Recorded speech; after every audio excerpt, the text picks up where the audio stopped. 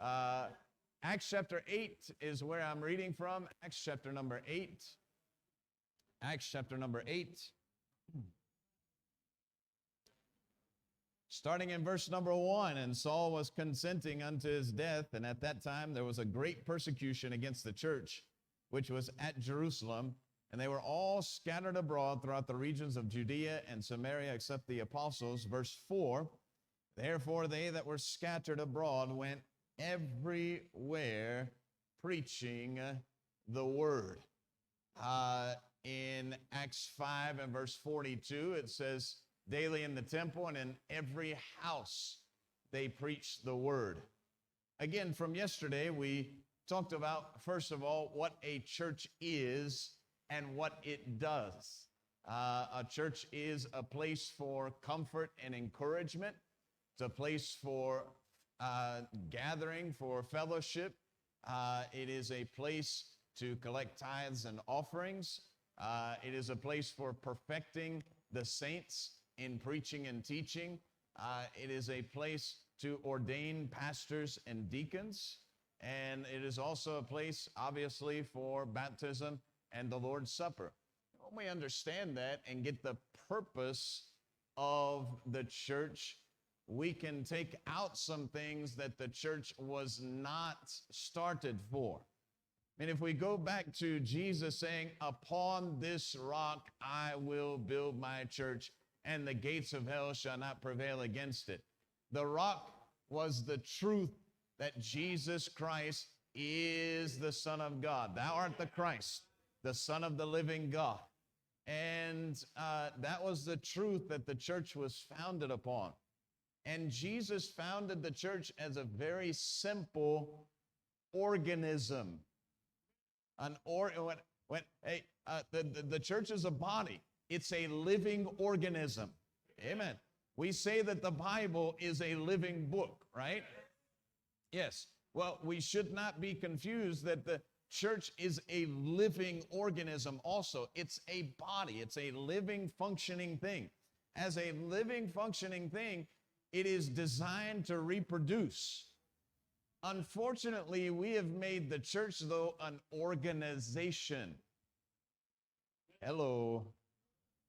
With the pastor as the CEO, the chief executive officer, hallelujah, and the treasurer as the CFO, the chief financial officer, yes, and assistant pastors are COO, chief organizational officers, right? But the thing is that the church is not an organization in that it is, to have a church, it's simply what a church is and what it does. You do not have to have an adult choir, children's choir, and teen choir to have a church, right?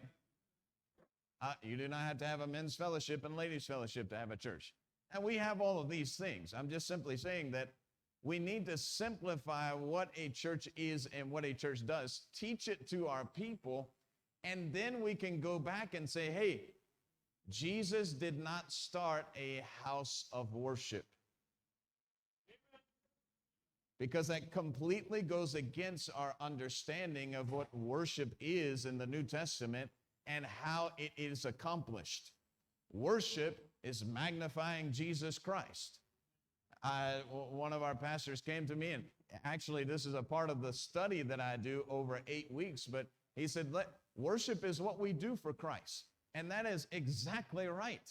You know, when we go soul winning, that's magnifying Jesus Christ. Amen. When we are bringing people into the church, when we are discipling people and telling them about the person of Jesus Christ and about how he saved them and how that salvation is then pictured in baptism, all of that is magnifying the Lord Jesus Christ. Hallelujah. But you do not see in the New Testament people going into a building or scheduling a time for worship. Now, does that mean that worship is wrong in the church? Of course not. When you have a building full of people who have the Holy Ghost in them, that means the presence of God is in that place, right? And so there will be elements of worship in the church service. I understand that. Our congregational singing should be magnifying the Lord Jesus Christ. But the fact is that the purpose of the church and the purpose of the church service is not worship. Are we clear on that? Okay, because I do not, and please, I'm giving a seminary class in about 45 minutes. In seminary, I can take questions from the students, and then I can rebuke them and tell them to sit down and shut up. Amen. It's not as easy to get across in a crowd like this. But just as you do not see the church, just as you do not see in the New Testament people gathering in at a specific place and a specific time for worship, here's a second thing that you do not see in the New Testament. You do not see people going into the church to get saved. I got 5 or 6 amens on that. Some of you changed face. Okay. As soon as I said the church is not for worship, some of you looked at me. Yeah. But I hope you understand me now. What you see is the church going everywhere and preaching the gospel. So the second thing that I'm telling you that the church was not started for, the first is worship. The second is for evangelism. Now again, I'm not talking about equipping people for evangelism. I'm saying we do not go to church for evangelism. True or false, the church is a fellowship of the saved. Well, come on now. The church, hey, when we talk about the definition of church, we talk about it as a called out assembly, right? We could expand that and say it's a called out assembly of baptized believers for the purpose of fulfilling the Great Commission. Yes.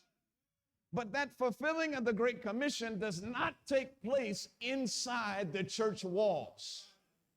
Come on now. You cannot go and preach the gospel to every creature inside a building. You have to go out. That means our people must be equipped to be soul winners so that they can go out and preach the gospel and bring in their converts. This is a huge distinction. When I grew up as a Convention Baptist member, both my wife and I grew up in the Southern Baptist Convention. And we were members in Convention Baptist churches, myself in Mississippi, herself in Louisiana.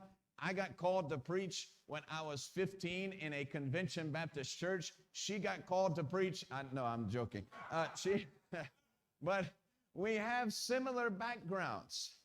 And we both were a part of what is commonly called evangelistic churches.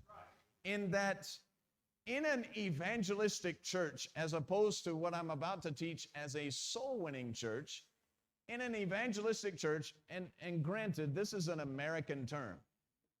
We all know that evangelism is soul-winning. Hallelujah.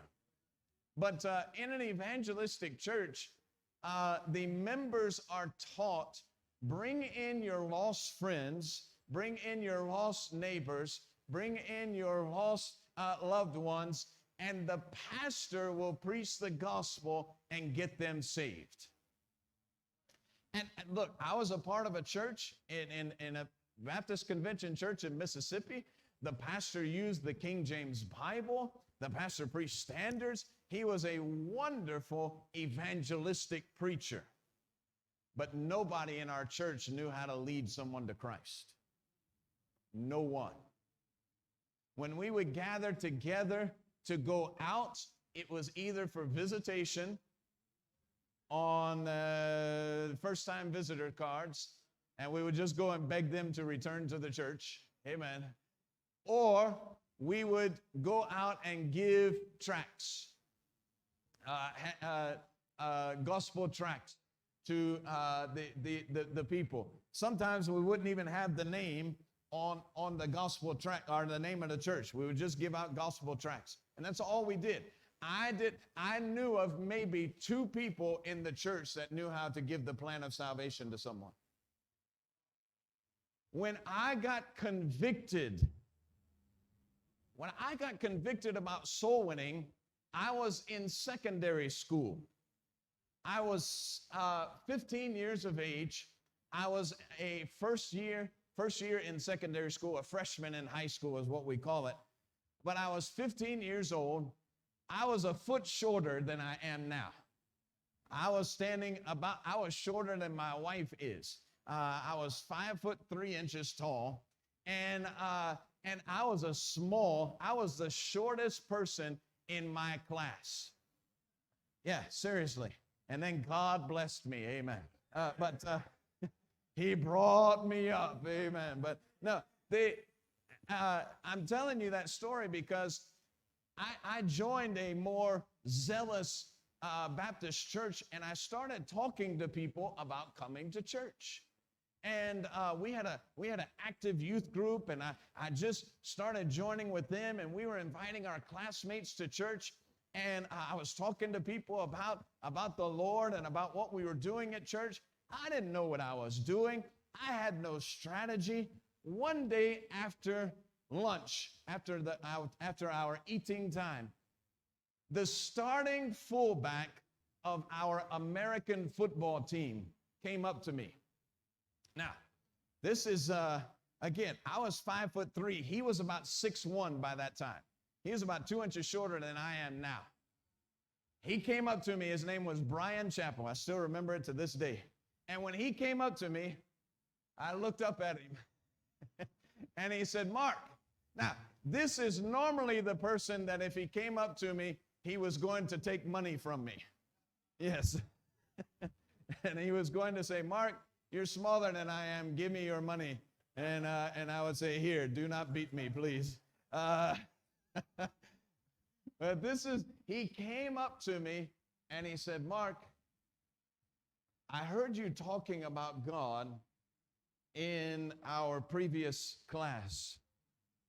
He said, "How can I become a Christian?"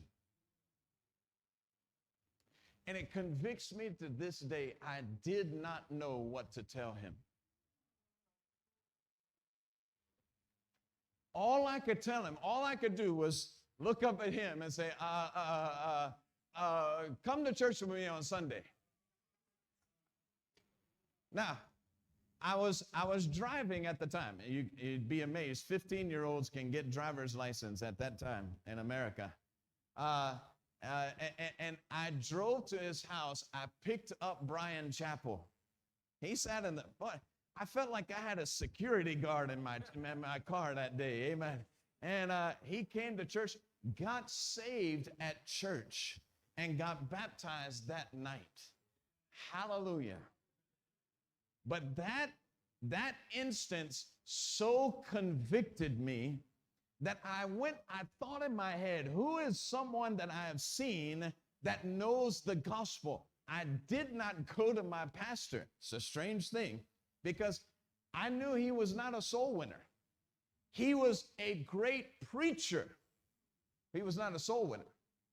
I went to the only person that I had ever seen give out a gospel tract and explain to someone the plan of salvation. It was the youth director at the First Baptist Church, a bigger church than ours. I went to his office and I said, "You must tell me how to be a soul winner." And he was amazed. He sat for the next hour and a half and he showed me how to win someone to Jesus Christ. Now listen to me. Anyone in your church that has the fire to invite people to church should be equipped to become a soul winner. Yes, Do not let your church rely on the pastor to get everybody saved. We need to be training every single person in our church to be soul winners. And let me make a distinction here. I'm not talking about training everybody in our church to go out for evangelism, because that word has changed recently in our culture. You know that every church goes out supposedly for evangelism? Yes. But you are hard pressed to find an actual gospel tract, especially in Abuja. You know what evangelism is in Abuja now? Evangelism is giving out a handbill from your church. We're talking about all kinds of churches, Pentecostal, Methodist, Anglican, whatever. They have a handbill from their church with the church location and testimonies.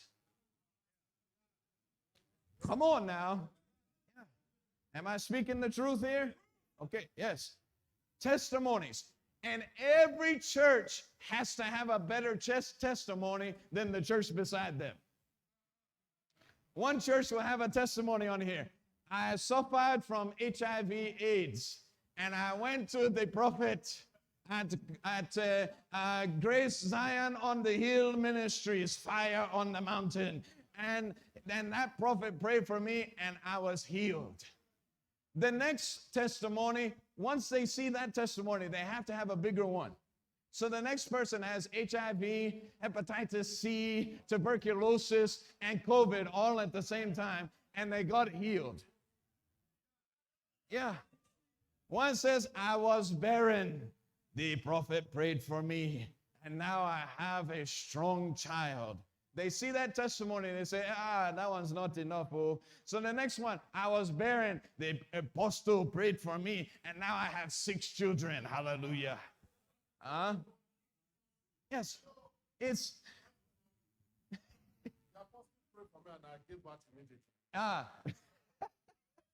So it was a spontaneous birth. Spontaneous, immaculate birthing. Glory. Wow, I haven't seen that one yet. But here it is. Listen. The people do not understand what evangelism is in most churches.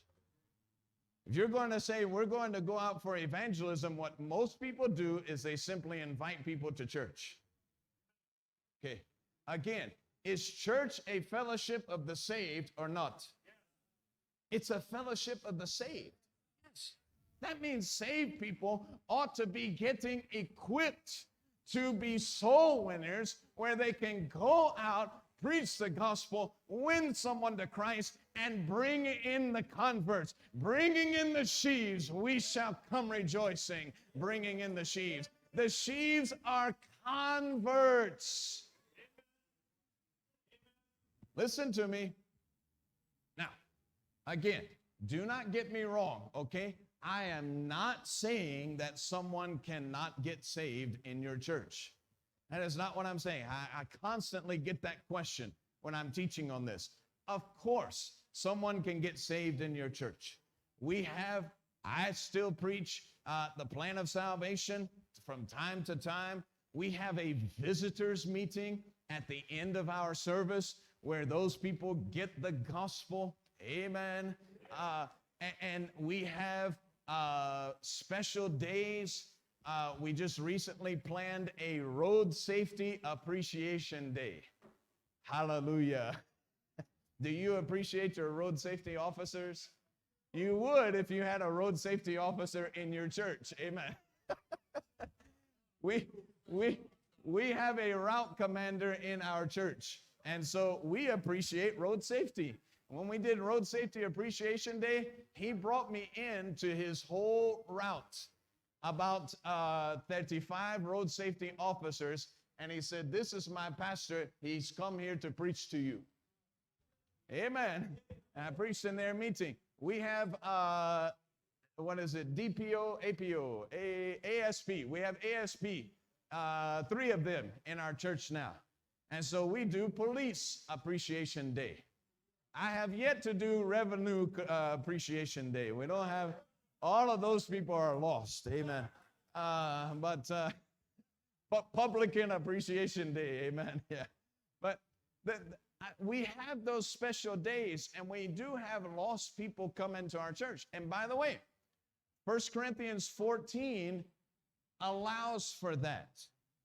1 Corinthians 14, Paul, in the midst of speaking about how things should be done decently in order, he's addressing the church, and he even says, if someone who is unlearned comes into your church and he sees all of you speaking in different languages, will he not say that you are mad? So there is actually a precedence, and Paul makes the provision that lost people will come into the church from time to time. But again, that should not be the purpose of the church. The purpose of the church, just like it is not for worship, the purpose of the church should be to equip our people to go out and get people saved. You see, if you have a church where you are compelled to preach the gospel every Sunday, now please, don't confuse my terminology here, okay? I realize that all of our preaching begins with the cross and goes forward. I understand that. But I'm talking about if you preach the plan of salvation every Sunday morning, in order to get 2 or 3 visitors saved, you know what is happening to the bulk of your congregation? They're not getting fed. They're not getting matured. The church is to gather people in to perfect them through preaching and teaching. Please, again, do not get me wrong. I teach this way and somebody says, are you telling me we should not preach the gospel? Please. What I'm saying is, your people that are saved in the church, they already know the plan of salvation. And if every Sunday morning you preach the Romans road, they're not growing. Yes. You need to be able to preach to Christians on Sunday morning and Sunday night and Wednesday or Thursday night or whenever it is, and grow your people. When I worked with another missionary in Abuja, their assistant pastors really tried to help me. They were not criticizing the missionary. He and I even talked about this, but one time during a visitors campaign, one of the assistant pastors came to me and he said, look at the congregation. He said, I want you to notice that after 3 or 4 weeks of this visitors campaign, you will stop seeing as many of the members. When it was visitors campaign, they knew that the Romans road or the plan of salvation would be preached every Sunday. Some of the members would stay home during the visitors campaign. If they knew they were not winning a phone card, or they knew they were not winning new shoes or a football or something like, they would stay home because they knew what was coming. Now, I'm not saying that's right. I'm simply saying that you have a limited time with Christians in your church. Preach the gospel. Excuse me. When we say, yes, preach the whole counsel of God and perfect them. Perfect them. Mature them. Raise them up. And then you will have a whole army of soul winners going out and preaching the gospel. Those in the book of Acts, they went everywhere preaching the gospel. Acts chapter 5 and verse 42. And daily in the temple and in every house, they ceased not to teach and preach Jesus Christ. The temple is not the church, okay? The temple became a public gathering place. In fact, Jesus drew out the money changers in the market or in the temple because the temple had become a marketplace. And so when the Christians went to the temple, it was like they were preaching in the market. Yes.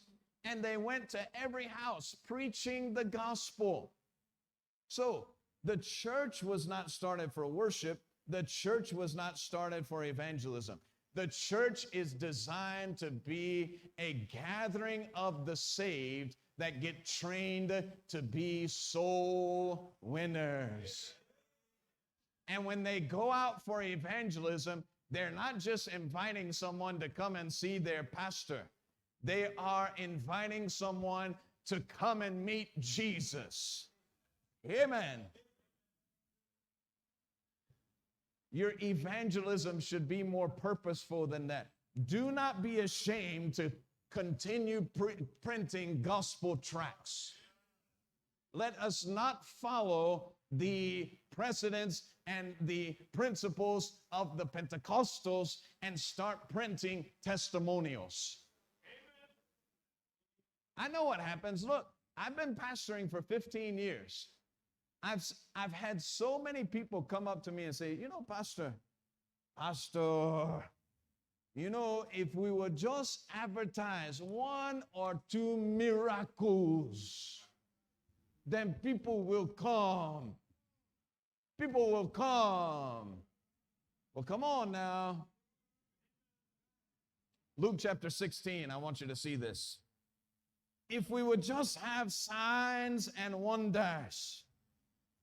They say, you know, we have noticed, we've seen miracles in the church. We've seen signs and wonders in the church. We've seen God work in the church. If we will just advertise it, that people will come. Hello. Have you gotten that from any of your members? Yes.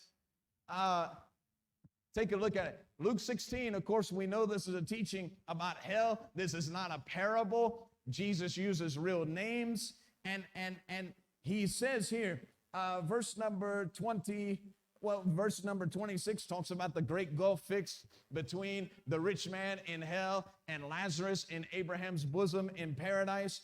Verse 27, then he said, this is the rich man, I pray thee therefore, Father, that thou wouldest send Lazarus to my father's house. For I have 5 brethren, that he may testify unto them, lest they also come into this place of torment. Abraham saith unto them, notice, what did Abraham say would get his 5 brothers saved? They have Moses and the prophets. They have the Word of God. And he's talking about the Old Testament there. The Old Testament can get somebody born again. Amen. They have Moses and the prophets. Let them hear them. He said, nay, Father Abraham, but if one went unto them from the dead. Here's what he's saying. If they would just see a sign, if they would just see a wonder, if they would just get a miracle, they would repent. And here he says, he said unto them, if they hear not Moses and the prophets, neither will they be persuaded, though one rose from the dead. Come on now. This is Abraham saying, give them the Word of God. Do not get intimidated by these people sending out testimonials all throughout your area. That is not what will convince people. And you know very well the people coming in for testimonials are all lost. And they come in lost and they leave lost. We have the Word of God. I know people call this boring. You give this out on the street, they say, what in? Now money day inside. Abi? Yes. You get this out on the street, they say it's Bible. Hey, I know Bible now. I need something tangible. Abi? This is Moses and the prophets. Yeah. Don't start thinking, hey, we ought to be seeing miracles in our church. Every one of us can testify of a miracle happening in their church. Every single one of us. But there's one thing about having miracles and another thing about advertising it to lost people. Mark 16 says it this way, these signs follow them that believe. He said, go preach the gospel to every creature, baptize it, preach the gospel to every creature. He that believeth and is baptized shall be saved. He that believeth not shall be damned. And then he ends Mark 16 with, these signs shall follow them that believe. What's he talking about? And he talks about drinking something and it doesn't poison you, taking up the serpent and it does not kill you. And what's the other one? Yes. But notice, these signs, these miracles follow the preaching of the gospel. If we're seeking after miracles, the gospel will become second place. And in fact, if you're seeking after miracles, the gospel will just be completely done away with. Because Jesus doesn't take second place. Yeah. And he's saying that what Jesus is saying is, while you're out preaching the gospel to every creature, if a miracle takes place, glory to God. But we do not go into all the world advertising miracles. We go into all the world preaching the gospel. And if God sees fit to make sure that people that are preaching the gospel are empowered in a special way, and a miracle takes place, and people are amazed, and God is glorified, so be it. This is exactly what happened in the book of Acts. The apostles did not go about saying, come and see us do miracles. The apostles went and turned the world upside down with the word of God. And miracles followed them. But that was not the purpose. Are you listening to me? Again, I could go around this whole room and I can promise you every pastor in here has a testimony about a miracle in their church. But our purpose is to preach the word. And signs follow. Wonders follow. Miracles follow. So do not get intimidated about giving out these handbills. These gospel, scripture, word of God presentations. I know it's old-fashioned now. I know it's not popular now. I know when you gather people together and you say, let me train you how to be a soul winner, they want something more. But they need Moses and the prophets. They need the word of God. And they need to be able to go out. Look, if all you're doing is trying to get people to bring lost people to your church, there are other churches in your area more attractive than yours. Come on now. We're talking about to lost people now. There are other churches in your area that are more attractive to lost people than yours is. Because they have preaching that appeals to the flesh. They have music that appeals to the flesh. They have all types of words and terminology. They are bringing about signs and wonders that will bring multitudes. Listen, again, when I teach on miracles, miracles is not a method of evangelism. Secondly, miracles does not convince everyone. I guarantee you the same people that saw Jesus do miracles were some of the same people crying out, crucify.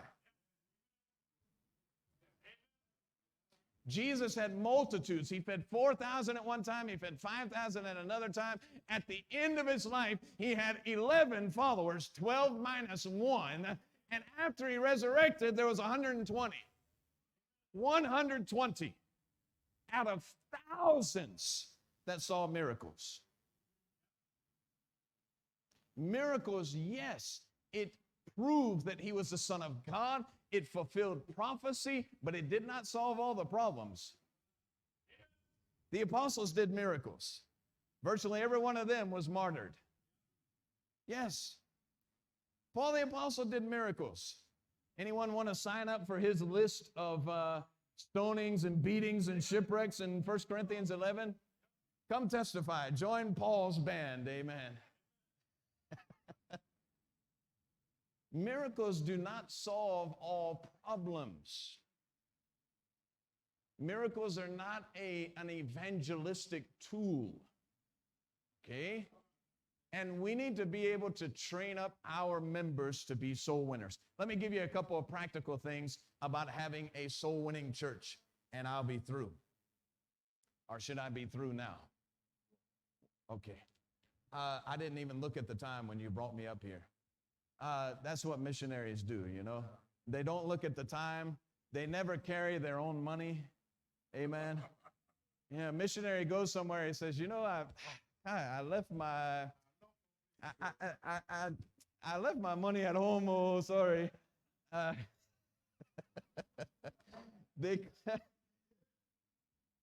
me give you some things about building a soul-winning church. Number one, pray about it. Pray about it. The only prayer request of Jesus Christ in the four Gospels is, pray ye therefore to the Lord of the harvest that he would send forth laborers into his harvest. We're not just talking about workers in the church. We're talking about soul winners in the harvest. Amen. Pray about it. Number two, live it. Live it. L-I-V-E. You should live being a soul winner before your people. Amen. Pastor, are you winning souls to Christ? I'm not talking about in your preaching. I'm not talking about that you have teenagers doing Bible clubs. Are you personally winning souls to Christ? Here's how you can tell. How old are your soul winning stories? Amen. You can always tell the one that was a soul winner before. All of his soul winning stories are from the 1970s. Amen. Yeah. And then he became a CEO and no longer a soul winner. Live it. Tell stories from last week. Tell stories from last Saturday. Preach it. Preach soul winning in your church. I know people know that they should go out and give out handbills, but I'm talking about preach to people that they should be able to lead someone to Christ and actually go from front to back and lead them to the Savior. And even your people should be equipped to explain baptism. Hallelujah. Again, this is another thing about having an institute. Have your people be able to explain baptism. Have your people be able to explain the basic doctrines of Christ. And let me help you with something. You do not have to have an institute to accomplish this. Let me give you an idea right here. I'll take just a few minutes. When we first started our men's fellowship, I think most churches here have a men's fellowship, right? Or some kind of men's gathering, and you have a ladies' gathering. We have a singles gathering, and we have a youth gathering, and they have some type of meeting or some type of day during the week, right? Most of our men's fellowship and ladies' fellowship just meet after a Sunday morning service. I took 3 Sundays, and I said, those of you interested in having a men's fellowship, and if you have a men's fellowship, as the pastor say, look, I need to meet with the men's fellowship for 3 Sundays. Take 3 weeks and teach your men's fellowship how to be soul winners. Seriously.